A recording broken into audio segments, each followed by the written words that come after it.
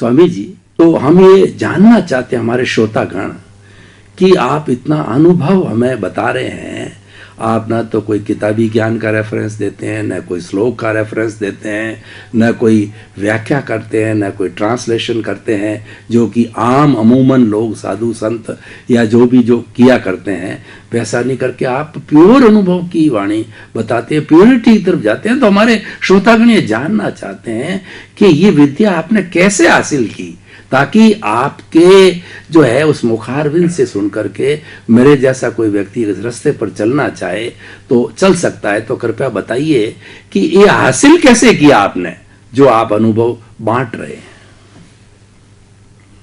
ये अनुभव ज्ञान जो आज हमारे पास है, विद्यमान है, वो ज्ञान हम पिछले अवतार से लेकर आए हैं, क्योंकि कई अवतारों से यही विज्ञान की खोज थी, हमारी सनातन सत्य की खोज, यूनिवर्सल ट्रूथ साइंस की खोज थी।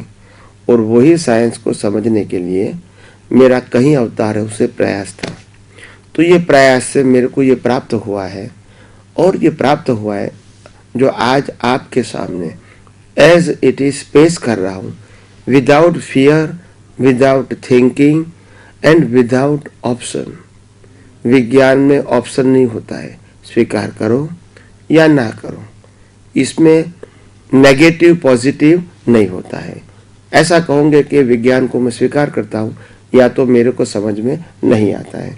विज्ञान में तुम्हारा विज्ञान अलग, मेरा विज्ञान अलग, ऐसा नहीं हो सकता है। धर्म में बोल सकते हैं कि तुम्हारा धर्म अलग, मेरा धर्म अलग, तुम्हारे भगवान अलग, मेरे भगवान अलग, तुम्हारे गुरु अलग, मेरे गुरु अलग, तुम्हारी किताबें अलग, मेरे किताबें अलग, तुम्हारे रिचुअल्स अलग, मेरे रिचुअल्स अलग, तुम्हारे मंत्र अलग, मेरे मंत्र अलग, ऐसा बोल सकते हैं। आपकी संस्था अलग, मेरी संस्था अलग, ऐसा बोल सकते हैं। विज्ञान में ऐसा नहीं है। तो विज्ञान जो होता है, तो जो विज्ञान को प्राप्त करना है, इसको मैंने कहा ना, फॉर्मेट से ऊपर जाओगे तभी आपको विज्ञान की सोच मिलेगी, नहीं तो फॉर्मेट से विज्ञान की सोच नहीं मिलेगी। और फॉर्मेट ऐसा नहीं है कि फॉर्मेट को फॉलो करते वो बंद करना है। फॉर्मेट मन वचन काया फॉलो करता रहे, मगर साइंस तो हमको दृष्टि से समझना है। इसमें मन वचन काया बीच में नहीं आते हैं।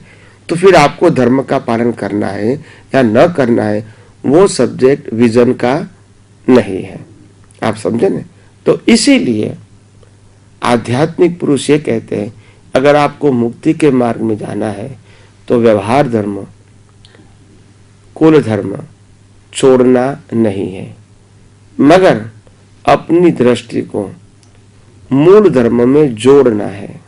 किसको? अपनी दृष्टि को, मन वचन काया को नहीं, दृष्टि को। और जैसी दृष्टि वैसी सृष्टि।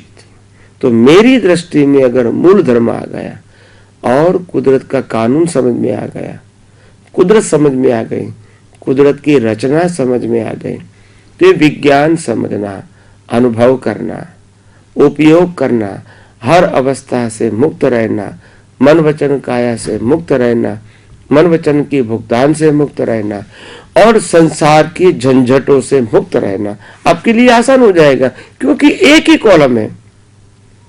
ये पूरी सृष्टि को एक ही कॉलम में रखते हैं, कुदरती रचना। फिर ये व्यक्तिगत शरीर है, और किसी का शरीर है, और किसी का संजोग है। ये सूर्य, चंद्र, तारा, ग्रह, नक्षत्र, भर्ती, ओट, तेजी, मंदी, कर्म और कर्म फल, पाप और पुण्य, इसको एक ही कॉलम में रखते हैं, कुदरती रचना। तो इसमें डीप में जाने की जरूरत नहीं है। डीप में कहा जाओ कि ये कुदरती रचना कैसे कुदरत चलाती है और कैसे कुदरत का कानून इसमें रोल प्ले करता है, इतना ही समझना है। इसमें हमारा कोई रोल नहीं है कि मैं उसको बदलूं, सुधारूं, चेंज करूं, अपनाऊं, विरोध करूं, ये सब्जेक्ट ही नहीं है। सिर्फ समझना है। क्या करना है? समझना कि कुदरती रचना है। अगर आपको धीरे धीरे धीरे ये बात कुदरती रचना जितनी समझ में आ जाएगी, इतनी दृष्टि आपकी स्थिर हो जाएगी, शांत हो जाएगी, निर्विकल्प हो जाएगी, समाधिस्थ हो जाएगी। और आधी व्याधि उपाधि शरीर को होगी तो भी आपको अंदर समाधि रहेगी, क्योंकि ये तो कुदरती रचना है। अगर उससे जुड़ गए, कुदरती रचना की अवस्था में जुड़ गए, तब पजल क्या हो गया, शुरू हो गया।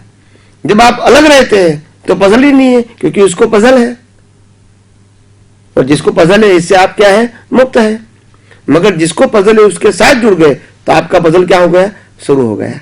आप समझे? तो इसीलिए प्रकृति का जो पजल है, वो पजल अगर आपकी दृष्टि में साइंस है तो वो पजल नहीं है, कुदरती रचना है। मगर आप जुड़ गए तो वो पजल आपको पजल लगेगा, कोई कुदरती कानून लगता है नहीं है आपको। तो बात यही है कि आध्यात्म के मार्ग में आगे बढ़ने के लिए आपकी दृष्टि साइंटिफिक बनाना आवश्यक है। मैंने कई अवतारों की ये साधना किया, ये अवतार में भी बहुत सारी किताबें मैंने पढ़ी, और ये अवतार में भी बहुत सारे धर्मगुरुओं को साथ में बैठा और सत्संग स्वाध्याय की चर्चा करता रहा।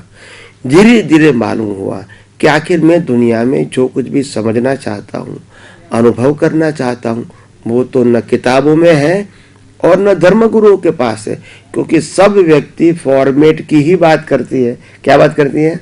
फॉर्मेट। और सब व्यक्ति की बातों का आधार क्या होता है? किताब। और किताब का मतलब फॉर्मेट है। तो मेरे को समझ में आया कि आध्यात्म के मार्ग में आगे बढ़ने के लिए खुद को ही इस फॉर्मेट से ऊपर जाना पड़ेगा, तभी ये आध्यात्म विज्ञान समझ में आएगा, अनुभव में आएगा।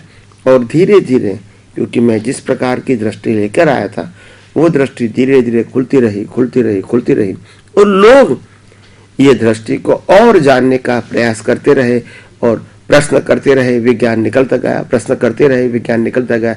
ऐसे करते करते आज आध्यात्म विज्ञान पूरे विश्व में डायरेक्ट या इनडायरेक्ट यूट्यूब के माध्यम से या टीवी के माध्यम से लोगों के पास पहुंच रहा है। मैं समझता हूं सज्जनों और सन्यासियों, आप भी यही विज्ञान को प्राप्त करके आपका जीवन उद्वगति के मार्ग पे आगे ले जाओ और आपका जीवन धन्य बनाओ, ऐसी मेरी शुभकामना।